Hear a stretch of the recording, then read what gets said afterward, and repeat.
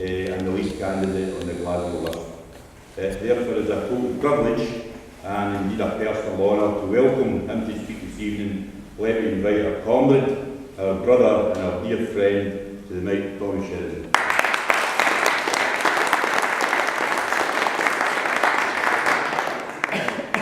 Thanks very much, Jim. Can I just say to Kayleigh, from the outset, there's a number of things I want to say about Kayleigh, but the first thing I want to say is I know how she feels. Because I sometimes don't know how to address my mom when she's at meetings. Well, I call her Alice, or Mom. So I know how you feel, Kayleigh, when your dad's chairing the meeting. Can I say how immensely proud I am to have sat up here and shared a platform with Cheryl and Kayleigh tonight. It is so fitting and so appropriate that we've heard these two speeches. One from, and I'm sure Cheryl won't mind me making the point, a bit more mature member of the campaign for socialism and for independence, someone who has been at the coalface for many, many years, fighting for Scotland's freedom, fighting for social justice, fighting for social equality. Someone who would make a first-class advocate for anybody in the south of Scotland with a problem that needs taken up. Cheryl Scott would take that up. She would take it up in a fearless fashion. She would take up in a committed fashion, and she would take up in a determined fashion. This election, in some respects, you know, it's a bit like a job interview. You have got to assess whether the people who are asking you for the vote are fit for the job, fit to represent the people of south of Scotland. And I'm absolutely clear that you've heard tonight from two people who are absolutely capable of representing the people of South Scotland, and I'm proud that Cheryl is top of our list. And then I listened as Kayleigh spoke, and they say that the apple doesn't fall far from the tree, Jack. Obviously she's got that fire in the belly that her dad's got, which is going to fear. And no wonder you're very proud of her. I'm proud of her. I'm proud that a young 17-year-old has made her first speech here tonight on behalf of solidarity and has spoken so eloquently and so factually, so well informed, well researched. By the way, I know here tonight solidarity is in good hands. There's no doubt about that.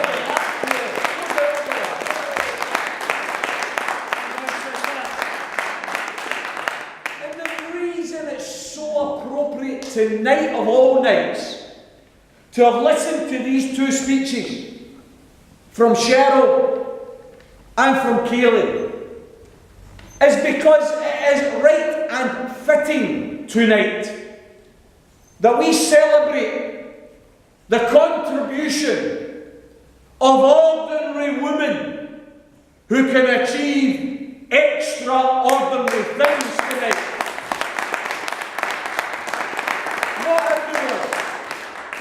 Not everyone will be versed with what happened on the 1st of December 1955 in Montgomery, in Alabama, in America. But what happened was a 42-year-old black woman, a seamstress, had just finished a long shift and she was very, very tired. And she hailed a bus. And when she got onto that bus, there were only some seats available in the middle of the bus. There were no seats available in the back of the bus. And because she was black, that's where she was supposed to sit. But she was so tired that she decided she was going to take one of the empty seats in the first 10 rows of that bus. And those first 10 rows were reserved for whites only. Rosa Parks decided that she was going to take a seat. She sat, and the bus driver told her to stand. And she says, no, I am tired of giving in. I'm tired of racism. I'm tired after a long shift. I'm going to sit in this seat. Rosa Parks was arrested that night and jailed for sitting in a seat that was empty but reserved for a white person. Rosa Parks was charged, and that charging of that 42-year-old woman led to what became known as the Montgomery bus boycotts that involved tens of thousands and later hundreds of thousands that brought to their knees the bus company and smashed the discrimination, the disgraceful, inhuman discrimination that bus company was carrying on. Rosa Parks played a crystallising, extraordinary role in advancing civil and human rights for the black population of America. Rosa Parks was born on the 4th of February 1913. Today's her birthday, and therefore it is fitting to have listened to two ordinary women who want to do extraordinary things for our class the way Rosa Parks did. You see, brothers and sisters, this election offers the people of Scotland an opportunity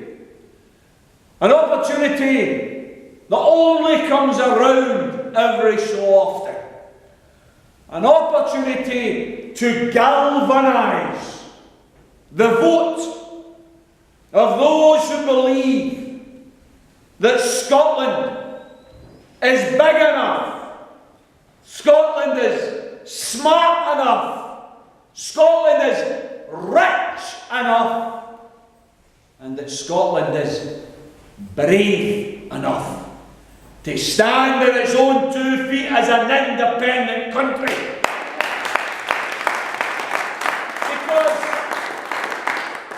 What is clear is this electoral system that we have for the Scottish Parliament, the D'Hondt system as it's known, was designed categorically to try and ensure a proportional outcome from an election. It's a hybrid electoral system. It's not first past the post, it's not proportional, it's a mixture of both. There is a first past the post element. 73 seats in the Scottish Parliament are elected first past the post, and there are 56 seats that are elected by the party list system, the proportional system. What it means is that you've got 2 votes. When you go to the polling stations on May the 5th this year, you'll be handed 2 ballot papers. One will be a lilac paper, one will be a peach paper. The lilac paper will say who do you want to represent your constituency where you live locally. The other will say which party do you want to represent the region of Scotland that you have been designated in. Scotland's divided into 8 regions for the purposes of the Scottish Parliament elections. And by the way, some of the regions are a bit arbitrary, I've got to say. They are designed to try and ensure there's a minimum of 400,000 electors in each of the regions. They are not all geographically rational, I've got to tell you. South Scotland is very broad, so is West Scotland. North East Scotland's probably a wee bit more rational. Glasgow is easier. Lothian is huge, but it's geographically rational. The point is this: You've got 2 votes. You believe in an independent Scotland. You've got the chance. You've got the power in your hands to do what all yesers want to do. Punish the red, blue and yellow Tories.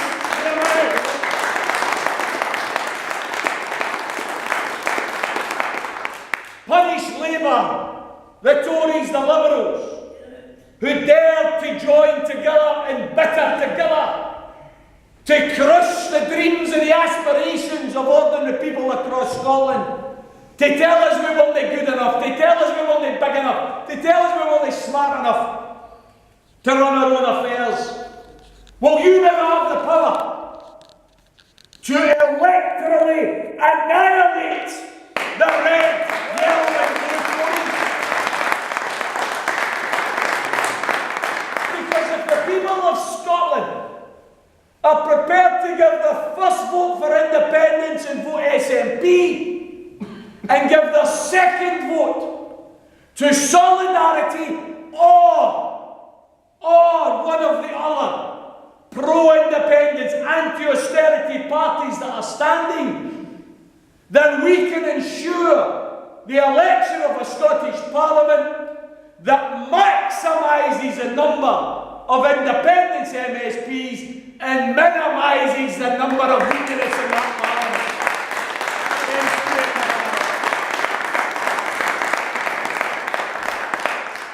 We have to try and communicate in this next few months that the cause of independence is bigger than any loyalty to any party. The cause. I remember standing in platforms this time last year, campaigning as a socialist for people to vote SNP. And people within my own ranks, fellow socialists, said that I was wrong. I was wrong because I was encouraging a vote for a party that is not a socialist party. A party that is effectively a free market party. A party that doesn't believe in public ownership of gas and electricity and oil. A party that doesn't believe in radical redistribution of wealth, of taxing the wealthy more in order to distribute wealth to ordinary people. A party that in relation to economic policy you could quite clearly describe as a social democratic party. People say, Tommy, you're a socialist, what are you doing calling for people to vote for the SNP? Oh, brothers and sisters, I believe it was just and it was right to campaign for a vote for the SNP.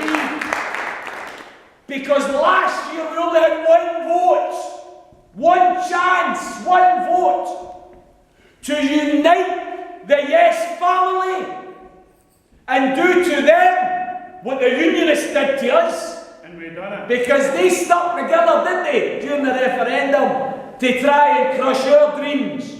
It was right, therefore, that we in the Yes community stuck together in the general election last year and lent our vote to the SNP to wipe out the red, the blue and the yellow Tories. And you know, there were some others within the indie movement who didn't accept that strategy. Solidarity was alone on the left in promoting that strategy. We even lost some members. Some of our members resigned on the basis that it was the wrong thing to do. I'm not going to fight with them. Personally, I've got a lot of respect for them. They're good socialists and trade unionists. But I think tactically they were wrong. They were wrong to stand candidates. Because when standing candidates in the general election, they risked dividing the pro-independence vote. And that's precisely what happened, isn't it, in Dumfries? In Dumfries, where I had the pleasure to go down and speak in Annan on behalf of the local SNP candidate, a working nurse, an excellent candidate. And I went down there and I spoke to a meeting, must have been 200 or 300 strong. When the election result came in that night, that little shit, David Mundell, survived. And he survived on the basis of 700 votes. The Green Party, that is part of the Yes family, stood in that election and took 800 votes. Brothers and sisters, come on! Would it have taken too much to say the Greens, we're not standing this time and we're calling on our supporters to lend their vote to the SNP? We could have wiped out the Tories completely. Would that have been too much to ask?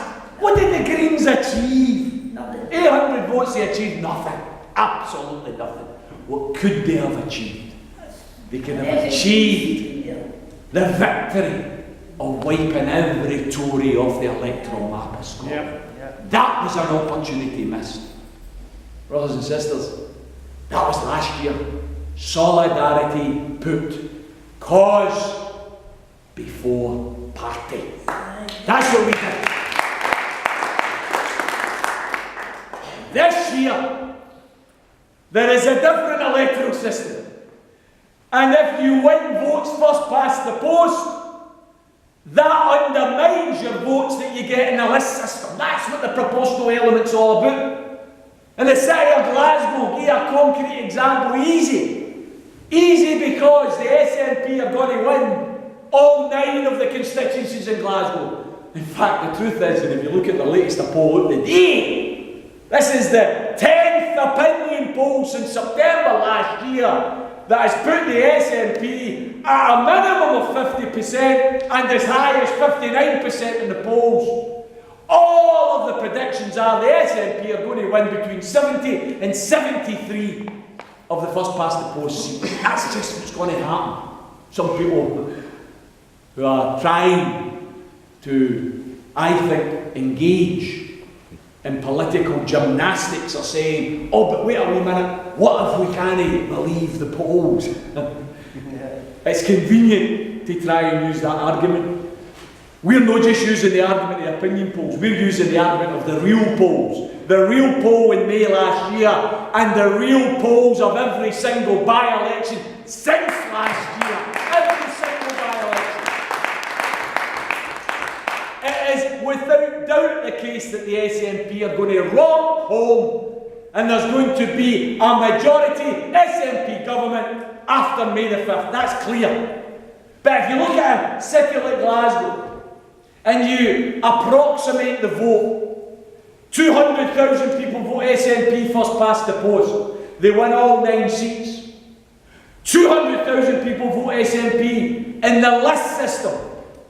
That 200,000 is divided by the number of seats that you win first past the post plus 1.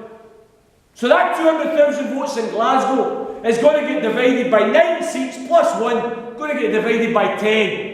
So the 200,000 votes for the SNP in Glasgow is going to be reduced to 20,000 votes. 20,000 votes. That's why the Unionists are over the moon when they see campaigns, SNP 1 and 2, SNP both votes. Because the Unionists know that if people give both their votes to the SNP, they'll scrape in the list. They'll hold on to their seats because they'll be able to get above that margin and they'll be able to hold on with their fingertips inadvertently, because yesers have helped them. That's the consequences. That's the consequences of the yes community giving both votes to the SNP. You're going to help the Unionists. Simple. It's arithmetic. This isn't my opinion. This is the arithmetic of an electoral system that was designed to make sure that if you win all the seats first past the post, you don't get any seats in the list. That's just the fact. That's the way it was designed. Wouldn't it make sense, therefore, to call on, for instance, the 200,000 people in Glasgow, don't give your second vote to the SNP. Give your second vote to Solidarity or one of the other pro-independence parties, and instead of Labour, the Liberals and the Tories getting elected in Glasgow, Solidarity and the other pro-independence parties will get elected in Glasgow. That's the reality. And that picture is the exact same across the whole of Scotland. The exact same across the whole of Scotland. That electoral system applies in all 8 regions. The SNP are on the verge of a complete wipeout first past the post. They're going to win all 73 seats. They, according to the polls, at the very, very most, based on 50 to 52% of the second votes, at the very, very most, they're saying they might win 4 list seats as well. Now, I've got to say this to you. In what planet does 50 to 52% of a vote resulting in only 4 seats? And what planet does that no amount to a wasted vote? What planet? And even then, as people like Curtis and others are saying, that is based on Labour recovering. Labour recovers and might pop some of the SNP seats first past the post off. Where's the Labour recovery? There is no Labour recovery. That's why, brothers and sisters, we in Solidarity are fighting this election, not standing first past the post, hoping that people will vote for independence first past the post. We are calling only for the second vote. And we're calling for the second vote, and I'll finish on these 5 key demands. We want, first and foremost, to be elected to the Scottish Parliament so that we can introduce a private member's bill called Indy Ref 2. Indy Ref 2. I hear the voices, you know, people say I should be taken away with the white coats because I hear the voices. I hear people saying, oh Tommy, it's too early. We need to wait. Your chance will come. We need to wait. Wait till that. And it's interesting people say this, isn't it? They say, wait till the polls show a consistent support for independence. The same people that say, don't believe the polls that are telling the SNP are going to win all the seats. Don't believe them. But wait till the polls tell you that we're going to consistently win. Brothers and sisters, I've got 2 things to say. Number 1, we started the independence referendum campaign with around 22 to 25%. By the end of it, we had 45%. We're starting off with 45%. We are going to win 60 to 65%. That's the reality of Indy Ref 2. But the second thing is this. See those who say, wait, I often ask myself, how comfortable are they? How secure are they? You got a nice job, nice house, nice wage. Because see the people that are suffering most here and now from the Tory austerity, they're the ones who can't wait. They're the ones who can't wait.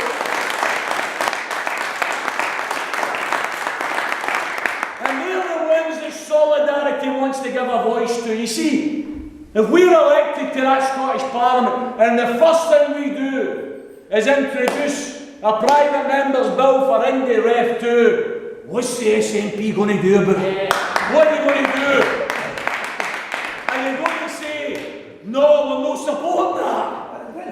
Of course they're not. They're going to have to support it. By the way, they might amend it. I want Indy Ref 2 in 2018. That's what I want it. They might say, oh no, wait till 2020. Well, let's discuss it, let's debate it. But see, unless we're there, Nobody's going to raise it. No. Nobody's actually going to raise it. That's why you need to send solidarity representatives to the Scottish Parliament. You also have to send solidarity representatives to the Scottish Parliament, because I think we need a wee bit of steel in there. A wee bit of steel that reminds the SNP.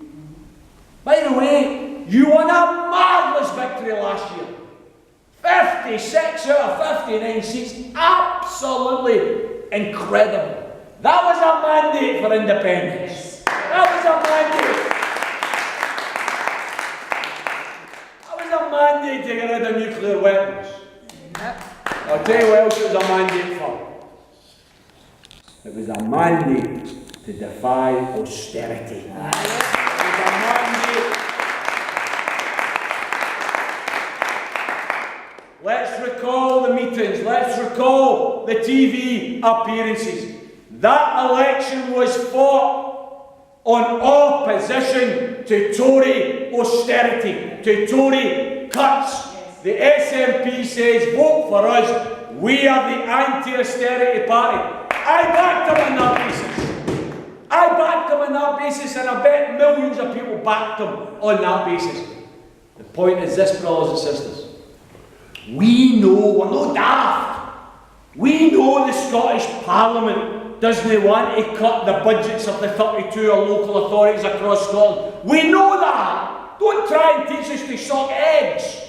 We know that the Westminster Parliament is cutting the amount of money available to the Scottish Parliament, which means there's less money available for the local authorities. We know all of that. That's not the